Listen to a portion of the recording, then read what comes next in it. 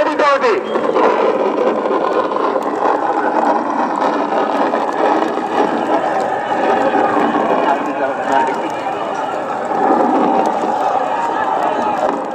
আলহামদুলিল্লাহি রাব্বিল আলামিন, সালাতু ওয়াসসালামু আলা সাইয়্যিদিল মুরসালিন ওয়া আলা আলিহি ওয়া আসহাবিহি আজমাইন। আজকের এই বিশাল এবং মহান সমাবেশের শ্রদ্ধেয় সভাপতি, ইসলামী আন্দোলন বাংলাদেশের সংগ্রামী আমির, আমার অত্যন্ত শ্রদ্ধেয় পীরে কামেল হযরতুল আল্লাহ জনাব রেজাউল করিম দামাত বারকাতুহু, সর্বস্তরের আলেম ওলামা বৃন্দ এবং জাতীয় নেতৃবৃন্দ, আপনাদের সবাইকে জানাই সংগ্রামী সালাম এবং শুভেচ্ছা। আমার দুটো কথা। প্রথম কথা হলো, আমরা যারা মুসলমান, আমাদের নানা রকমের মাযহাব আছে,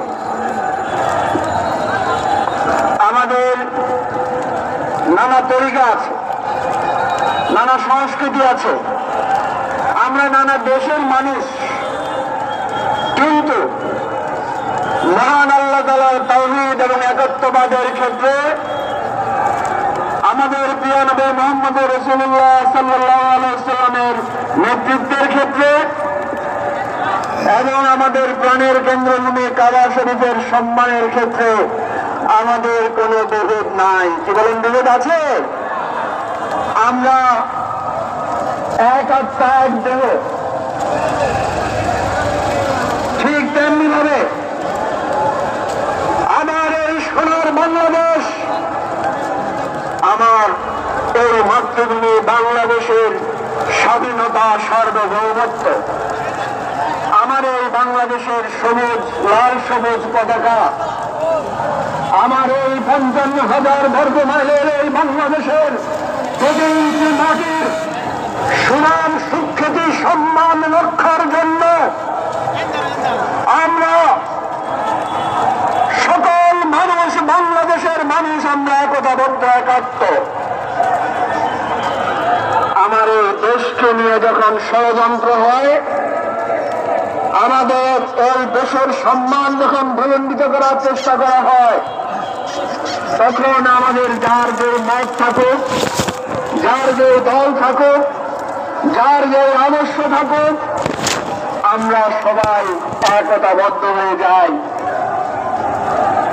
আমার এই বাংলাদেশের প্রতি কোন শকুনের নজর যদি আসে,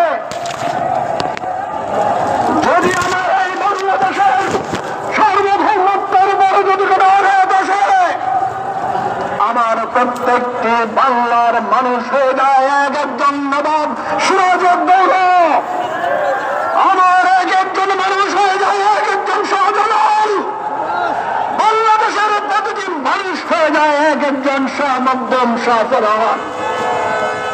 আমার এক একজন মানুষ, আমরা সবাই হয়ে যাই শরীয়তুল্লাহ, আমরা সবাই হয়ে যাই আমাদের জেনারেল জিয়া, মেজর জলিল, আমরা হয়ে যাই হাফেজ হুজুর এবং হযরত মাওলানা ফজলুল করিম।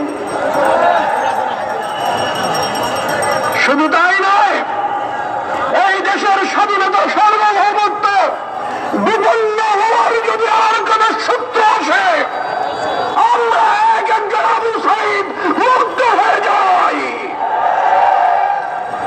সুতরাং আমাদের জাতীয় ঐক্যের হিসাব পরিষ্কার, আমাদের জাতীয় ঐক্যের একটাই চিহ্ন, একটাই নাম, সেটা বাংলাদেশ। ধর্ম, মত, চিহ্ন, মতবাদ সমস্ত কিছু ঊর্ধ্বে উঠে আমরা বাংলাদেশে শেখ হাসিনা ওই নরেন্দ্র মোদীর চক্রান্তে আমাদের দেশের স্বাধীনতা, সার্বভৌমত্ব নষ্ট করতে চেয়েছিল।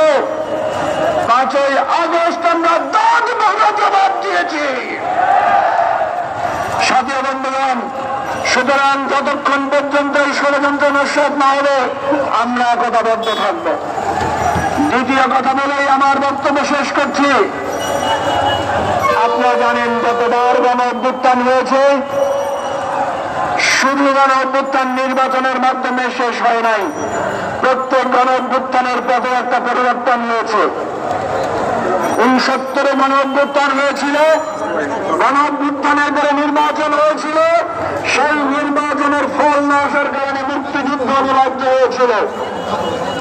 ঠিক তেমনি ভাবে 90-এর গণ অভ্যুত্থানের পরেও আমরা কেয়ারটেকার সরকারের অধীনে নির্বাচন দিয়েছিলাম, সেই কেয়ারটেকার কিন্তু সংবিধানে ছিল না। সুতরাং সংবিধান পরিবর্তন করেই নির্বাচন দিতে হবে, সংস্কার করেই নির্বাচন করতে হবে। সেই শেষ কথা হচ্ছে, নির্বাচন চান কিন্তু পিয়ার মানেন না কেন? নির্বাচন চান কিন্তু স্থানীয় সরকার নির্বাচন আগে হলে আপনাদের অসুবিধা কি? সুতরাং আমরা এই তাল বাহানা চলতে দিতে চাই না। বাংলাদেশের মানুষ সংস্কার এবং দেশের পরিবর্তনের মধ্য দিয়ে নতুন করে জাতীয় ঐক্যের ভিত্তিতে নির্বাচন হবে। আমরা সবাই যে নির্বাচন অংশগ্রহণ করবে। খোলা হাফেজ। বাংলাদেশ জিন্দাবাদ। আমার বাংলাদেশ পার্টি জিন্দাবাদ। আসসালামু আলাইকুম।